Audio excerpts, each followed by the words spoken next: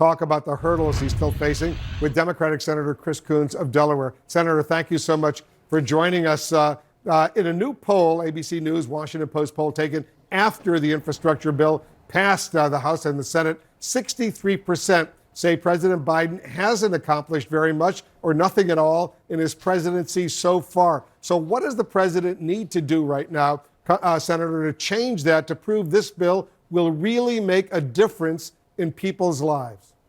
Well, Wolf, what's going to happen in the months ahead is people are going to begin to see and feel the very positive impact that this infrastructure bill will have on the American economy in every single state and community. He was in New Hampshire today, but he and other leaders from the administration, like the Secretary of Transportation, the Vice President, and of course many senators, will be fanning out to states across the country to make it clear and concrete exactly what the $1.2 trillion bipartisan infrastructure bill will mean for American communities going forward.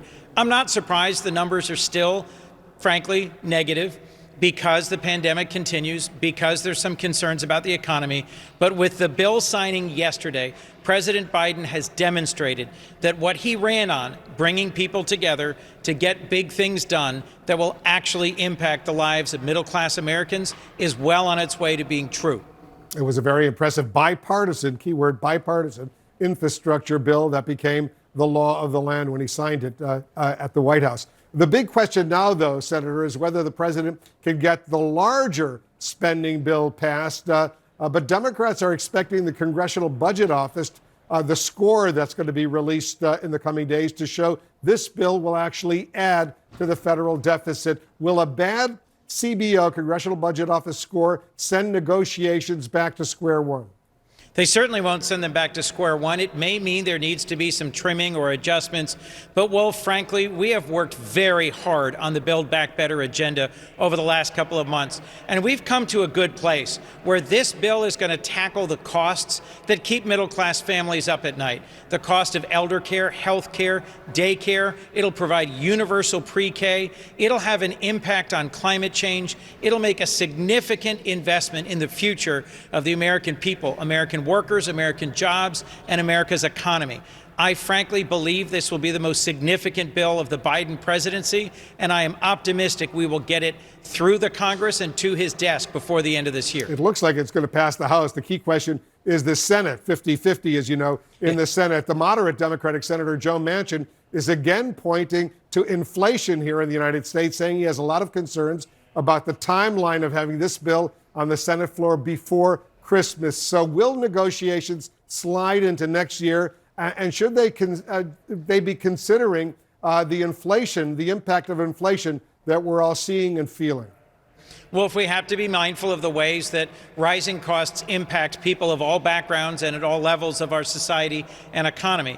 But as I just said, a core part of the Build Back Better agenda, as President Biden crafted it, was to impact the costs that working families worry about week in and week out, whether those are housing costs, healthcare costs, or education costs. The Build Back Better bill, which at this point would be $1.75 trillion over a decade, will have a big impact on those costs. And I'll remind you, one of the things that Senator Manchin secured in the negotiations here in the Senate was a commitment to raise more revenue than this bill would spend and to have some of that excess dedicated to deficit reduction. So there is some running room for us to work with. Let me mention one other big agenda item that we are taking up this week. That's the defense authorization bill.